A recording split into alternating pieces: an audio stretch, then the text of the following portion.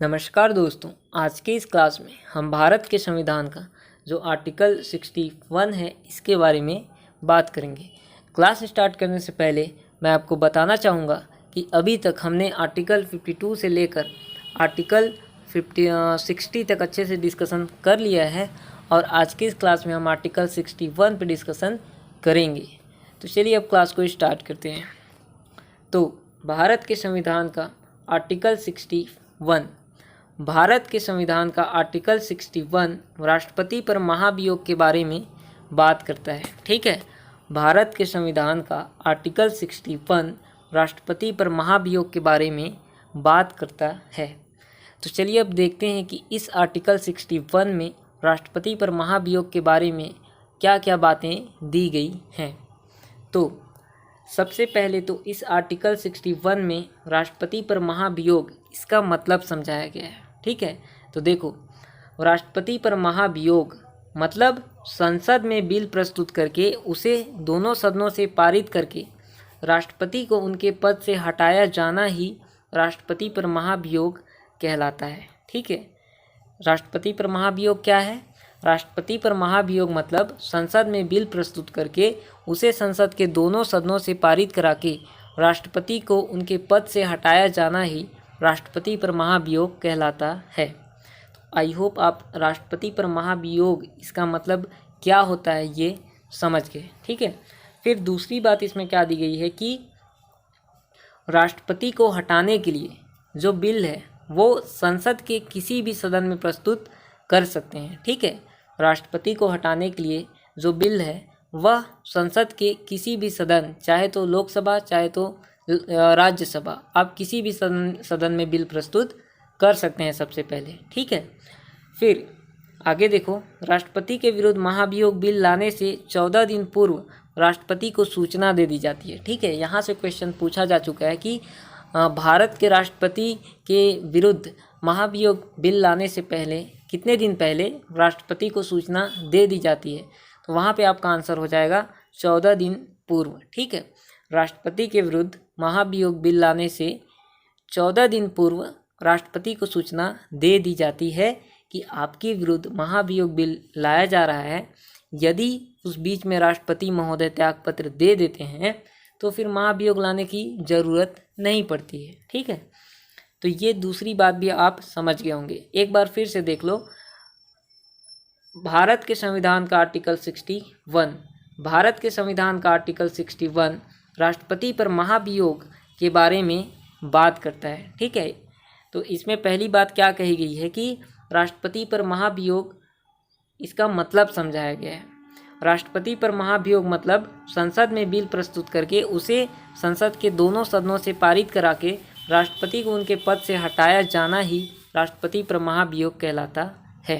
ठीक है, फिर इसमें दूसरी बात क्या दी गई है कि राष्ट्रपति को हटाने के लिए जो बिल है वो सबसे पहले संसद के किसी भी सदन में लाया जा सकता है। ठीक है, तो ये बात दी गई है। फिर राष्ट्रपति के विरुद्ध महाभियोग बिल लाने से 14 दिन पूर्व ही राष्ट्रपति को सूचना दे दी जाती है। ठीक है, महाभियोग बिल लाने से 14 दिन पूर्व ही राष्ट्रपति को सूचना दे दी जाती है कि आपके विरुद्ध महाभियोग बिल लाया जा रहा है। यदि उस बीच में राष्ट्रपति महोदय त्यागपत्र दे देते हैं तो फिर महाभियोग लाने की ज़रूरत नहीं पड़ती है। तो आई होप दोनों ये बातें आप अच्छे से समझ गए होंगे। चलिए अब आगे बढ़ते हैं और देखते हैं कि इसमें और क्या बातें दी गई हैं। तो इसमें जो राष्ट्रपति के महाभियोग में मतलब राष्ट्रपति को हटाने की जो प्रक्रिया है उसमें भाग कौन कौन लेते हैं ये हम देख लेते हैं। देखो, जब मैंने आपको राष्ट्रपति का निर्वाचन पढ़ाया था तो उस समय मैंने आपको बताया था कि राष्ट्रपति के निर्वाचन में भाग कौन कौन लेते हैं, निर्वाचित सांसद और निर्वाचित विधायक। ठीक है, लेकिन जो राष्ट्रपति का महाभियोग है इसमें संसद के सभी सदस्य भाग लेते हैं। ठीक है, राष्ट्रपति के महाभियोग में संसद के सभी सदस्य भाग लेते हैं। ठीक है, मनोनीत प्लस निर्वाचित दोनों प्रकार के सदस्य राष्ट्रपति के महाभियोग में भाग लेते हैं।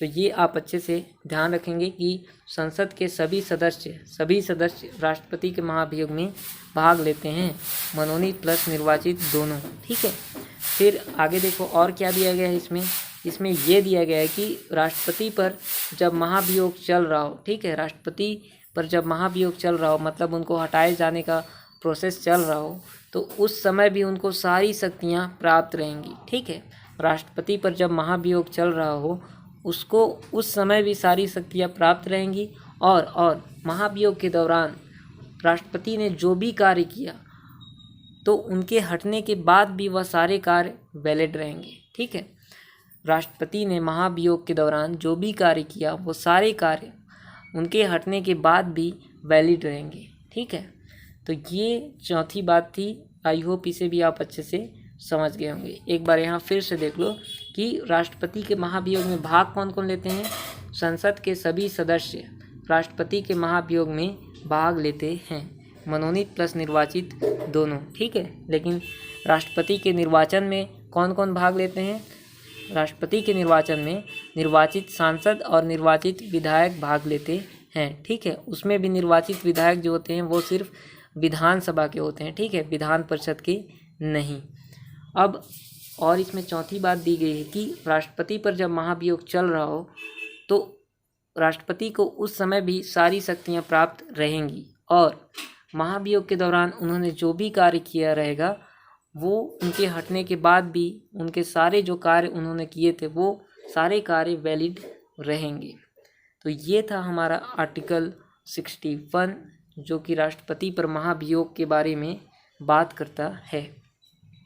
एक बार मैं आपको इसे फिर से बता देता हूँ कि भारत के संविधान का आर्टिकल 61 राष्ट्रपति पर महाभियोग के बारे में बात करता है।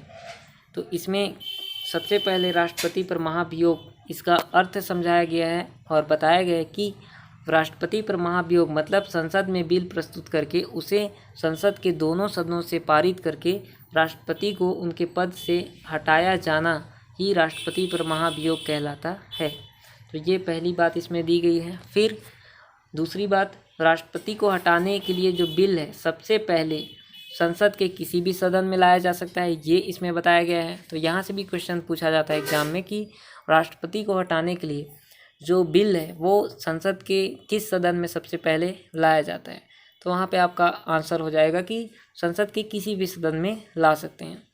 फिर आगे देखो, राष्ट्रपति के विरुद्ध महाभियोग बिल लाने से 14 दिन पूर्व ही राष्ट्रपति को सूचना दे दी जाती है। ठीक है, तो यहाँ से भी क्वेश्चन आपके एग्जाम में पूछा जाता है कि राष्ट्रपति के विरुद्ध महाभियोग बिल लाने से कितने दिन पूर्व उनको सूचना दे दी जाती है। तो वहाँ पे आपका आंसर हो जाएगा 14 दिन पूर्व। ठीक है, कि हम आपके विरुद्ध महाभियोग बिल ला रहे हैं, यदि उस बीच में राष्ट्रपति महोदय अपना त्यागपत्र दे देते हैं तो फिर महाभियोग लाने की ज़रूरत नहीं पड़ती है। ठीक है, तो ये थी इसमें दूसरी बात। फिर आर्टिकल 61 में तीसरी बात क्या कही गई है कि इसमें बताया गया है कि संसद के जो सभी सदस्य हैं वो राष्ट्रपति के महाभियोग में भाग लेते हैं। ठीक है, मनोनीत प्लस निर्वाचित दोनों। ठीक है, तो ये आप बहुत अच्छे से ध्यान रखेंगे कि राष्ट्रपति के महाभियोग में संसद के सभी सदस्य भाग लेते हैं, मनोनीत प्लस निर्वाचित दोनों। फिर चौथी बात इसमें दी गई है कि जब राष्ट्रपति पर महाभियोग चल रहा हो तो उनको उस समय भी सारी शक्तियाँ प्राप्त रहेंगी और महाभियोग के दौरान वो जो भी कार्य करेंगे वो सारे कार्य उनके हटने के बाद भी वैलिड रहेंगे। ठीक है, वो सारे कार्य उनके हटने के बाद भी वैलिड रहेंगे। तो ये था हमारा आर्टिकल 61। आई होप आपको ये आर्टिकल 61 बहुत अच्छे से समझ में आ गया है। अगर समझ में आ गया तो वीडियो को लाइक करें, अपने दोस्तों के साथ इसे शेयर करें और चैनल को सब्सक्राइब नहीं किया है तो सब्सक्राइब ज़रूर करें। मिलते हैं अगले क्लास में अगले आर्टिकल 62 के साथ। तब तक लिए धन्यवाद।